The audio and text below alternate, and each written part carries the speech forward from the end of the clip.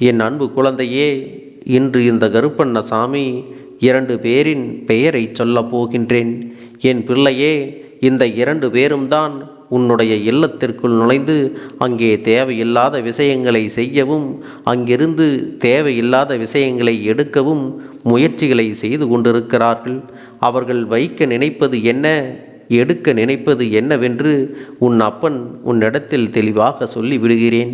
என் தங்க பிள்ளையே, உன்னுடைய இல்லத்தை நோக்கி வருகின்ற இந்த 2 பேரும் யார் என்பதையும், அவர்கள் இருவருக்கும் இடையில் இருக்கின்ற உறவு என்ன என்பதையும், உன்னுடைய இல்லத்தை நோக்கி நாள்தோறும் அவர்கள் வருவதற்கான நோக்கம் என்ன என்பதையும் உன் அப்பன் சொல்லிவிடுகிறேன்.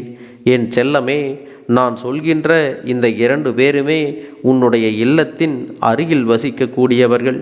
இவர்கள் 2 பேரும் எப்பொழுதும் உன்னோடு சிறு மனஸ்தாபத்திலேயே இருந்து கொண்டிருக்கிறார்கள். ஆனாலும் உன்னுடைய இல்லத்தில் இருக்கின்ற மற்றவர்களிடத்தில் நல்லபடியாக பேசக்கூடியவர்கள். பொது இடங்களில் உன்னிடத்தில் நல்லபடியாக பேசினாலுமே உன் மீது இருக்கின்ற இந்த மனஸ்தாபத்தினால் உன்னுடைய குடும்பத்திற்கு எதையாவது செய்துவிட வேண்டும் என்று நினைக்கிறார்கள். மிக பெரிய அளவில் சில விஷயங்களை எல்லாம் நடத்திவிட வேண்டும் என்றுதான் நினைத்து கொண்டிருக்கிறார்கள். ஆனாலும் அவர்களிடத்தில் முழுமையான தைரியம் இல்லை. அவர்களிடத்தில் வாய்ப்பேச்சு மட்டும்தான் நன்றாக இருக்கிறது. அடுத்தவர்களை மிரட்டி பேசுவதிலும் இவர்கள் வல்லவர்கள் என்பதை நீ மறந்து விடாதே. என் தங்கமே, அப்பன் சொல்கின்ற இந்த 2 பேரில் ஒருவருக்கு தெய்வம் வரும், அதாவது கோவிலில் சாமி ஆடக்கூடியவர்கள். என் தங்கமே, நீ இப்பொழுது நான் சொன்னது யார் என்பதை புரிந்து கொண்டிருப்பாய் என்று நினைக்கிறேன். என் பிள்ளையே, உனக்கே இவர்கள் உண்மையாகத்தான் சாமி ஆடுகிறார்களா? உண்மையாகவே இவர்கள் உடம்பிற்குள் தெய்வம் இருக்கிறதா? இவர்கள் எதற்காக இப்படியெல்லாம் நடந்து கொள்கின்றார்கள்? தெய்வத்தை உடலில் சுமக்கின்றவர்கள் அடுத்தவர்களுக்கு கெடுதலை நினைக்கலாமா என்பதுதான் உனக்கு அவர்கள் மீது இருக்கின்ற கோபமே தவிர வேறு எதுவும் தனிப்பட்ட முறையில் கோபம் இல்லை.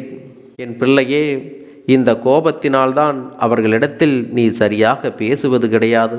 ஆனால் இப்பொழுது அவர்களுடைய நடவடிக்கைகள் உனக்கு பிடிக்காததனாலும், அவர்களுடைய எண்ணங்கள் மற்றவர்களுக்கு தவறாக இருப்பதனாலும் உனக்கு அவர்கள் மீது ஏற்கனவே இருந்த நல்ல அபிமானம் இல்லாமல் போய்விட்டது. அதனால்தான் என்னவோ என்னுடைய பிள்ளை, அவர்களை விட்டு நீ ஒதுங்கி இருக்க நினைக்கிறாய். உன்னுடைய குடும்பத்தில் உள்ளவர்கள் எல்லாம் இதை பெரிதாக எடுத்துக்கொள்வது கிடையாது. அவர்கள் நமக்கு அருகில் உள்ளவர்கள், நம்முடைய உறவினர்கள். அவர்களை எல்லாம் நாம் ஒதுக்கக்கூடாது என்றுதான் உன் குடும்பத்தில் இருப்பவர்கள் உனக்கு அறிவுரைகளை சொல்லி கொண்டிருக்கிறார்களே தவிர, உன்னுடைய குடும்பத்தில் இருப்பவர்களுக்கும் அவர்கள் மீது சிறு சிறு சந்தேகங்கள் வர தொடங்கிவிட்டது. அது உண்மைதான். ஏனென்றால் அவர்கள் நடந்து கொள்கின்ற விதம், பேசுகின்ற விதம் எல்லாமே முன்பை விட சற்று அதிகமான மாற்றங்களை கொடுத்திருக்கிறது. எப்பொழுது வேண்டுமானாலும் எப்படி வேண்டுமானாலும் மாற்றி மாற்றி பேசுகின்ற எண்ணங்களை கொண்டவர்கள். அடுத்தவர்களை பற்றி எப்பொழுதுமே புரளி பேசிக் கொண்டிருக்கிறார்கள். என் செல்லமே, ஒரு தெய்வத்தை சுமக்கின்றவர்கள் இது போன்றெல்லாம் செய்யலாமா என்று என் பிள்ளைக்கு மனவேதனை ஏற்பட்டிருக்கிறது. இதையெல்லாம் இந்த கருப்பண்ணசாமி நான் நன்கு அறிவேன். என் தங்க பிள்ளையே, உன் அப்பன் நானும் அவர்களை பற்றி தெரிந்துதான் வைத்திருக்கிறேன். அதற்கு முன்பு உன்னிடத்தில் இன்னொரு விஷயத்தையும் சொல்லிவிடுகிறேன். என் செல்லமே, அவர்கள் உன்னிடத்தில் உன்னுடைய இல்லத்தில் என்ன வைக்க முயற்சி செய்தார்கள் என்று சொல்லிவிட வேண்டும் அல்லவா? என் தங்கமே, அவர்கள் உன்னுடைய இல்லத்திற்குள் எதிர்மறையான எண்ணங்களை அதிகமாக வைத்திருக்கிறார்கள். உன்னுடைய குடும்பத்தில் உன்னுடைய உடன் பிறந்தவர்களுக்குள் இருக்கின்ற ஒற்றுமையை பிரிக்க வேண்டும் என்று நினைக்கிறார்கள். ஒருவரை பற்றி இன்னொருவரிடத்தில் இல்லாததும் பொல்லாததுமாக சொல்லி குடும்பத்தை பிரிக்க வேண்டும் என்று நினைக்கிறார்கள். என் தங்கமே, இது போன்ற மனிதர்களை எல்லாம் இனிமேலும் திருத்துவது என்பது முடியாத காரியம். ஏனென்றால் உண்மையாகவே தெய்வத்தின் மீது பயம் இருக்கின்றவர்கள் இது போன்ற ஒரு செயல்களை செய்ய மாட்டார்கள். ஆனால் இவர்களை விட்டுவிட்டு என் பிள்ளையின் முன்னால் இந்த விஷயத்தில் ஒரு நிச்சயமாக நல்ல முடிவு எடுக்க முடியும். அது என்னவென்றால், என் தங்கமே, உன்னுடைய குடும்பத்தில் இருப்பவர்களுக்கு இவர்களை பற்றி உன்னால் நிச்சயமாக புரிய வைக்க முடியும். இவர்களின் வார்த்தைகளுக்கெல்லாம் நீங்கள் ஒருபொழுதும் ஒருவரை ஒருவர் விட்டு கொடுத்து பேசிவிடக்கூடாது. இதையெல்லாம் உங்களுக்குள்ளேயே நீங்கள் பேசி முடிவெடுக்க வேண்டும். இப்படிப்பட்ட எண்ணங்களை கொண்டவர்கள் எந்த எல்லைக்கும் செல்வார்கள் என்பதை நீங்கள் மறந்துவிட வேண்டாம். ஒரு குடும்பத்தின் ஒற்றுமையையே அழிக்க வேண்டும் என்று நினைப்பவர்கள் நிச்சயமாக இவர்களிடத்தில் தெய்வங்கள் இல்லை, இவர்கள் தெய்வத்தையும் தாங்கவில்லை என்பதை நீ புரிந்து கொள்ள வேண்டும். என் தங்கமே, தெய்வத்தை உடலில் ஏந்துகிறவர்கள் எந்த அளவிற்கு புனிதமானவர்களாக இருக்க வேண்டும். இங்கிருப்பவர்கள் எல்லாம் என்ன செய்கின்றார்கள் தெரியுமா? எதிரே நிற்பவன் யார் என்று அவர்களுக்கு தெரிகிறது. இது நம்முடைய சொந்தக்காரன், நமக்கு மிகவும் வேண்டியவன் என்பதையெல்லாம் தனியாக பிரித்தறிந்து விடுகிறார்கள். என் தங்கமே, தெய்வம் உள்ளே நுழைந்திருப்பது உண்மை என்றால் இங்கு யாரையும் யாருக்கும் என்ன உறவுகள் என்பது தெரியாது.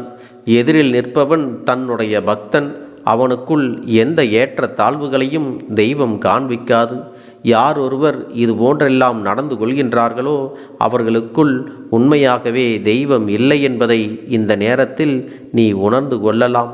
என் தங்கமே, தெய்வ சக்தியானது நீண்ட நேரம் யாருடைய உடலிலும் தங்கி இருக்காது. அவர்கள் சில நேரங்கள் மட்டுமே மற்றவர்களின் உடலில் நிற்பார்கள். அப்படிப்பட்ட அந்த நேரத்தில் அவர்கள் சொல்கின்ற விஷயங்களும் உண்மையாகத்தான் இருக்கும்.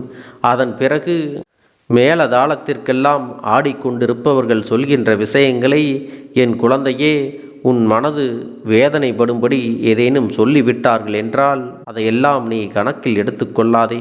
என் தங்கமே, அப்பன் சொல்கின்ற விஷயம் உன் வாழ்க்கையில் நடந்து கொண்டிருக்கிறது. யார் வாழ்க்கையிலும் இருப்பதையெல்லாம் நான் உன்னிடத்தில் சொல்லவில்லை. உன் வாழ்க்கையில் தினம் தினம் இவையெல்லாம் நடந்து கொண்டுதான் இருக்கிறது.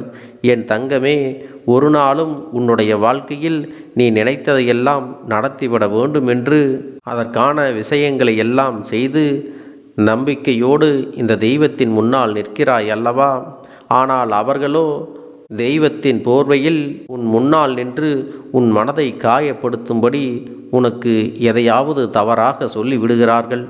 அப்பொழுதே இதையெல்லாம் நீ புரிந்து கொள்ளலாம்.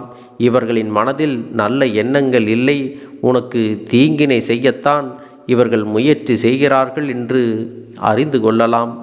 பிள்ளையே, இது போன்றவர்களுடைய சிந்தனைகளையும் எண்ணங்களையும் உன் வாழ்க்கையில் நீ அனுமதிக்காமல் எல்லாவற்றையும் நம் கடவுள் பார்த்து கொள்வார் என்று ஒப்படைத்துவிடு. இந்த தெய்வங்களானது அவர்களுக்கான தண்டனை என்பதை நிச்சயமாக கொடுத்து நல்ல பாடத்தையும் புகட்டும் என்பதை நீ மறந்து விடாதே. என் தங்கமே, இவர்கள் தெய்வத்தின் பெயரை சொல்லி உன்னிடத்தில் சொன்னவையெல்லாம் உன் மனதிற்குள் எத்தனை காயத்தை ஏற்படுத்தி இருக்கிறது என்பதை என்னால் புரிந்து கொள்ள முடிகிறது. என் தங்கமே, இனிமேலும் இதை பற்றியெல்லாம் நீ சிந்திக்காமல், இவர்களை பற்றியெல்லாம் நீ நினைக்காமல், தேவையில்லாமல் எதிர்மறையான எண்ணங்களை வளர்த்து கொள்ளாதே. உன்னுடைய குடும்பத்திற்குள் இவர்கள் செய்ய நினைக்கின்ற விஷயங்களுக்கு ஒருபொழுதும் நீ இடம் கொடுத்து விடாதே. அதன் பிறகு அவர்கள் அவமானப்பட்டு தானாகவே உன்னுடைய குடும்பத்தை விட்டு விலகி நிற்பார்கள். அதுதான் உண்மையும் கூட.